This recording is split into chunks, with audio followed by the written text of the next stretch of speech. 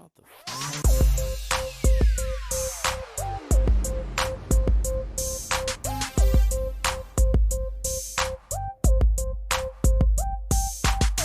welcome back to part 2, friends and family. So now that we have the chain in place, let's go ahead and talk about chain tensioners. I'd like to thank bicycleengines.net and or Zeta Motors for at least supplying a chain tensioner with 4 bolts. That being said, we won't be using it. But instead, we'll be using our spring-loaded chain tensioner. Now this is an aftermarket part that makes riding the bike a lot safer. See, it turns out that this chain tensioner likes to sometimes come loose, and when it does, it falls towards the spokes of your back tire and destroys your tire and or causes an accident. So again, this will not be the one we'll be using, but this one instead. And the great thing about this chain tensioner is it connects directly to your clutch cover with the 3 bolts provided.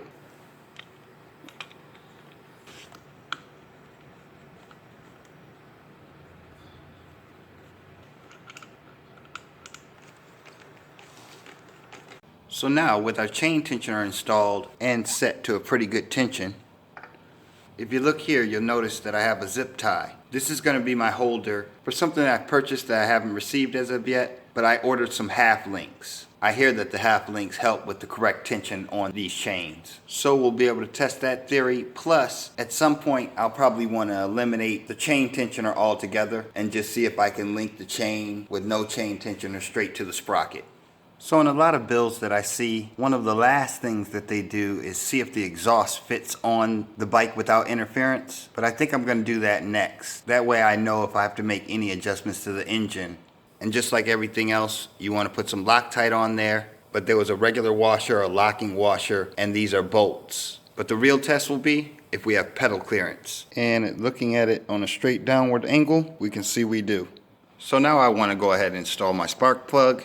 And just so you know, we will not be installing the Chinese plug that was given to us, but instead I'm going to go with the NGK, but not the one you're thinking about. Normally for this application you'd install a BR5HS, but I'm going to go with the 6, which is a little bit bigger and can't be installed with that rinky-dink spark plug tool they gave you. Instead I'm going to use a 21mm socket to install it. So now let's go ahead and install the CDI. So there's a trick to this. These wires that are coming out of your magneto, obviously we don't want them to burn against the hot exhaust nor the heat of the engine, and they have to be connected to your CDI. Problem is, when they are connected, you don't have much room to keep the CDI away from the heat. Also, I'm using the zip tie method because it'll make it a little bit easier taking it on and off if it needs to be replaced. Also, if your spark plug coil is too long, you can cut this down, but right now I'm going to leave it the way it is. But as you know, adjustments will be made later. So for right now, that's about as far away from the engine as I can get it. And now for the clutch lever. Now I can finally install my other grip. A lot of people have different ways of installing a grip. I use the alcohol method. Put rubbing alcohol in the grip and I just slide it on. Now in installing the clutch, we're going to run the line through the housing and you can tighten it a little bit right now. Now the clutch cable is going to run here. A lot of times you'll have a clutch cable that is too long, but before you cut it down to size, you want to make sure that you can turn your steering wheel in both directions with no problems or any pull on the clutch. Now I do not recommend cutting the wire until you know exactly how much you're going to need. Alright, so now that we got the clutch cable where we like it, let's go ahead and install our heat shield spring, and that should keep heat off the clutch cable, preventing melting it. And on the other end, we're going to install our leverage spring. Now the best way to install the clutch cable is by having 2 people, because what you have to do is you have to apply pressure on the actual clutch cable, holding the wire and being able to screw down the screw with a Phillips screwdriver all at the same time pretty much. So I was very lucky to have my nephew walking his dog just at the right time. Thank you, J-Rock. So now let's install our carburetor.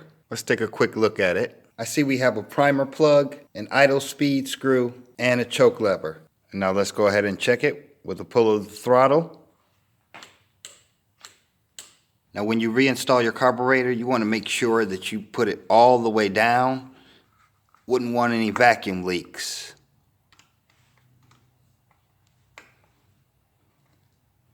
So one of the last things I'm going to install is the fuel tank. Very important that you install the fuel shutoff valve in a way that you'll be able to get to it to shut the fuel off in an emergency and or otherwise. As you can see, the brackets plus the bottom of the tank have rubber on them, so we shouldn't hear too much rattling. So with the brackets, they send you a combination of washers and nuts.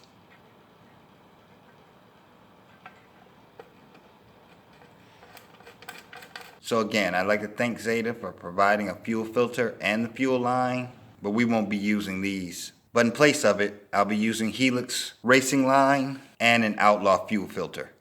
And the Helix line is so tight. I mean, you can seal them with clamps or zip ties, but you don't have to. So folks, with that, as I look around the garage, I have nothing else to install. So that's going to complete my little mini series on how to build an 80cc two-stroke motorized bicycle. So the next video I hope to see you guys at will be the unveiling of the new bike and the color scheme. So until then, this is Kachi Kid with very happy to say a brand new bike. Peace out everybody. Have a great night.